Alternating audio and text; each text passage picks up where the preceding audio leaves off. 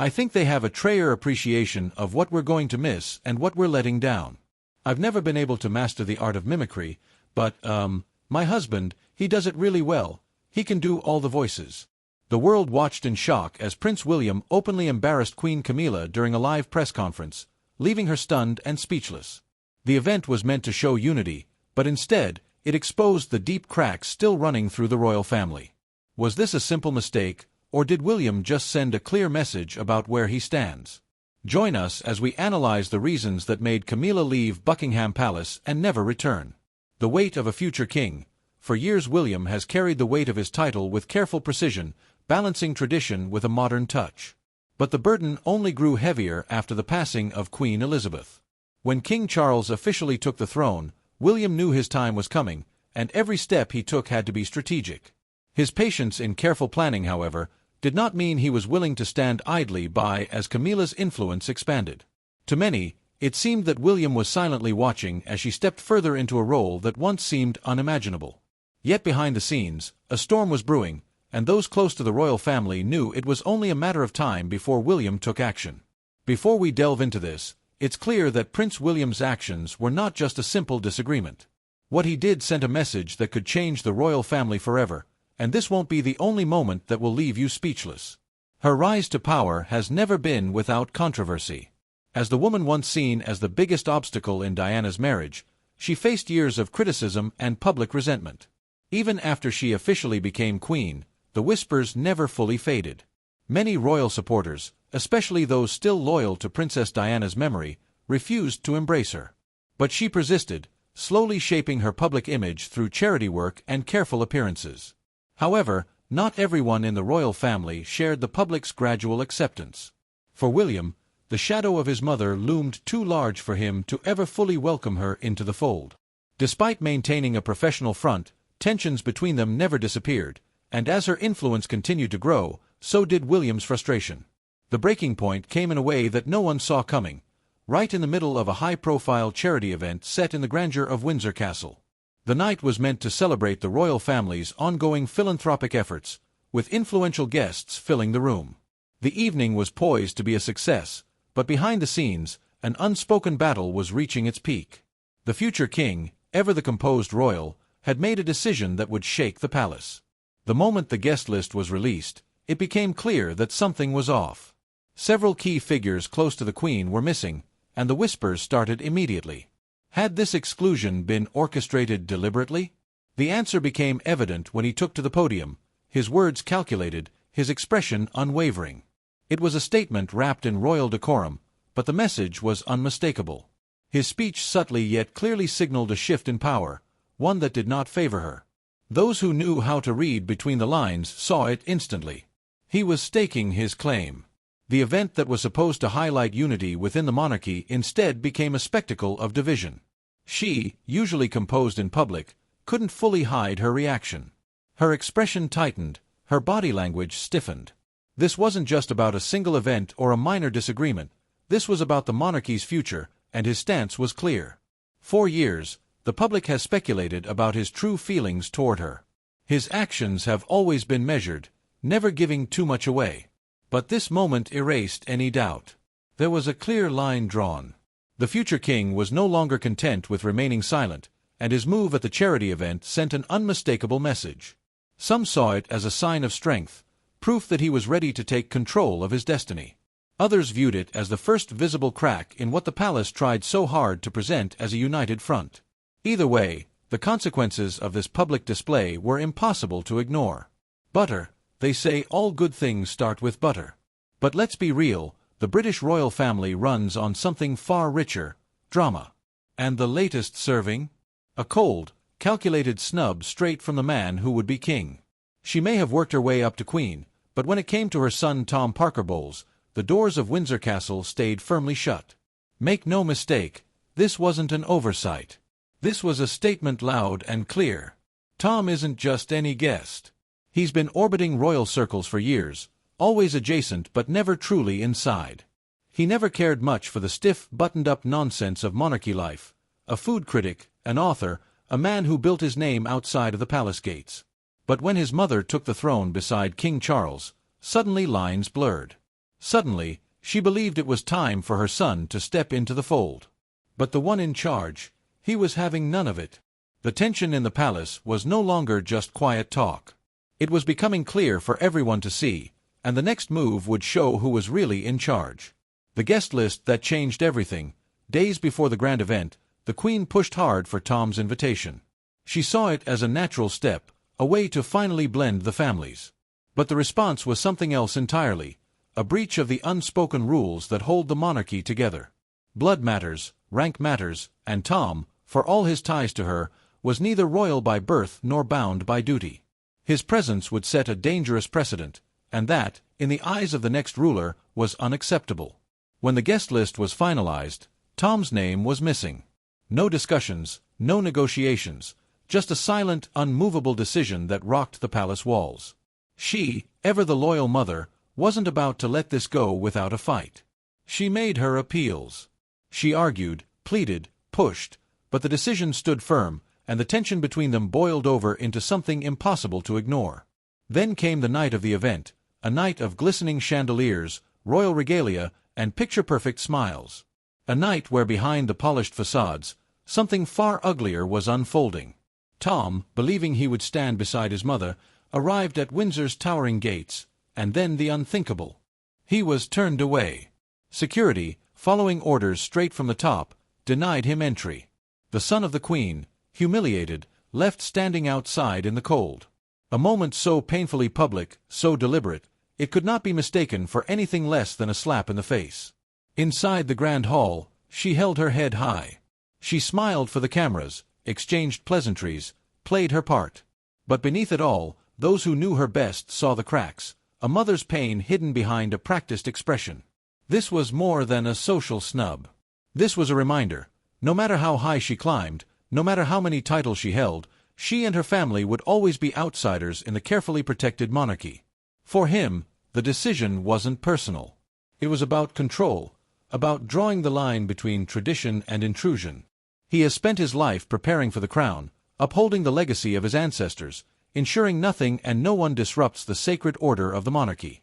Allowing her son a place at such a high-profile event? That was not in the plan. That was a risk he refused to take. But there's another layer to this, one William has never spoken about openly, a shadow that lingers over every decision he makes when it comes to her. His mother, Princess Diana. For the world, Diana was the people's princess. But for William, she was simply his mother, the woman who had been cast aside, mistreated, and ultimately lost far too soon. Accepting his father's wife was one thing. Letting her son slip seamlessly into royal life? That was something else entirely. The monarchy is an institution built on appearances, on rules that stretch back centuries. And in this latest battle of power and influence, William made it clear that he is the guardian of those rules. Her ascension might be official, but her family will never be part of the true royal circle, not as long as he has a say. Doors would never fully open for her family. William made his move, sending a message without ever having to say a word, and in the royal world, that silence speaks volumes. The coronation of King Charles III was supposed to be a grand moment of unity, a dazzling display of tradition that the world would watch in awe. But for those paying close attention, the tension was impossible to ignore. As she walked past the rows of guests, there was no bowing, no nods of respect, just stiff postures and unreadable expressions. That wasn't just awkwardness, that was a statement.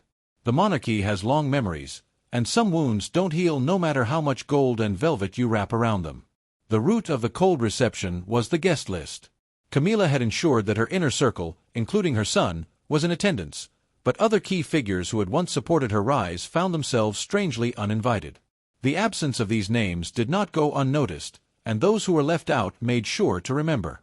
Among them were William and Kate, two figures who have mastered the art of silent retaliation. The future king and queen knew how to play the game, and they weren't about to let this slight go unanswered. So when the time came for William to decide on the guest list for the Windsor Charity Gala, the choice was easy. Tom Parker Bowles, Camilla's son, was nowhere to be found on that list, and that wasn't an accident. This wasn't just about a guest list, it was about power, about setting the record straight. He wasn't just hosting an event, he was drawing a line in the sand. He knew that every decision in the royal world is a move on a chessboard, and this one sent a clear message. Camilla's family may be tolerated, but they will never truly belong. News of the snub spread like wildfire, and the tabloids wasted no time in fueling the fire. Headlines screamed of new feuds, hidden tensions, and royal grudges.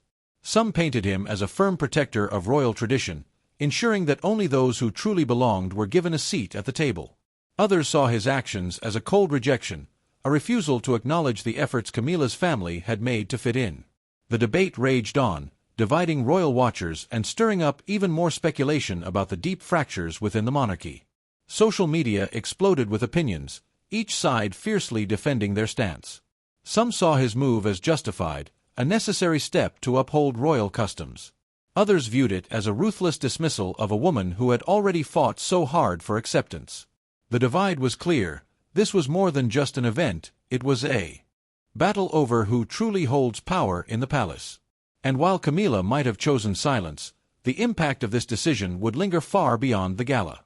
Insiders, always eager to stir the pot, whispered of long-standing tensions. This wasn't just a one-time slight, this was the latest chapter in an ongoing struggle for influence. The monarchy is a place where past grievances never really fade. They simmer, waiting for the right moment to resurface.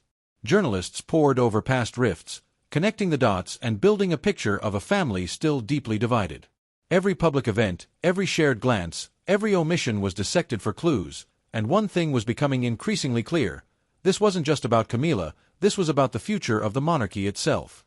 What started as a small act of defiance had now turned into something much bigger, and the fight for control in the royal family was far from over. The crown's divide runs deep. The coronation had been meant to symbolize stability, but instead, it had exposed new cracks in the foundation. The exclusion of Camilla's son from the guest list wasn't just a personal slight, it was a statement on the hierarchy of the royal family. And with every decision made, the battle lines became clearer. The one who stands poised to be the next king was already asserting his control. And Camilla. She may have secured her place as queen, but her family was learning a hard lesson. In the world of royalty, being close is not the same as being inside. The press continued to dig, uncovering even more signs of royal divide. Some speculated that this was a strategic move, making it clear who would be included in the inner circle once the crown changed hands. Others believed it was an intentional snub, a message directed not just at Camilla but at King Charles himself. Was this the beginning of a power shift? Was the monarchy subtly being reshaped before the world's eyes? As the speculation mounted, Camilla remained composed, the image of royal grace.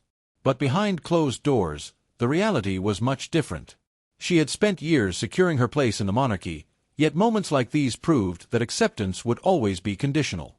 The monarchy moves slowly, but it never forgets, and the future king had just shown that he was more than willing to play the long game.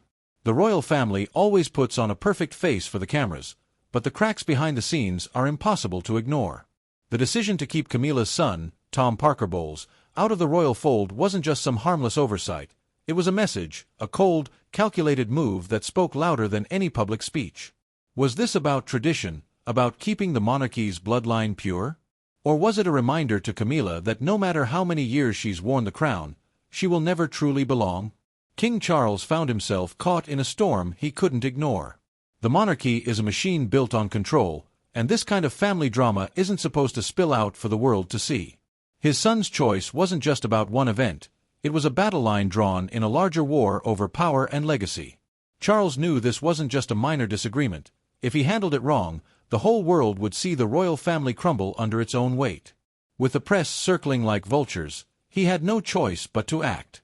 Camilla, for all her years of working to win over the public, had just been reminded that the past never truly dies. She had clawed her way from scandal to acceptance, but her son's exclusion was a bitter slap in the face. It wasn't just about Tom, it was about respect, or the lack of it. No words needed to be spoken, the actions had made it clear. Camilla's family would always be outsiders. No matter how many years passed, no matter how much the public warmed to her, she would always be second place to the memory of Diana. Behind closed doors, Charles tried to play peacemaker, but everyone knew where his loyalty truly lay, a son's approval or a wife's dignity. The choice wasn't as easy as it seemed. Charles needed his heir to keep the monarchy strong, but he couldn't afford to let Camilla feel humiliated. The monarchy was already fighting an uphill battle to stay relevant in the modern world, if the public sensed a real fracture, it could be the beginning of the end. So Charles did what he does best: damage control. Meetings were held, carefully crafted words were exchanged, but the air between the future king and Camilla remained thick with unspoken resentment. Publicly, everything looked fine: the smiles, the polite nods, the carefully coordinated family outings, just another day in royal life.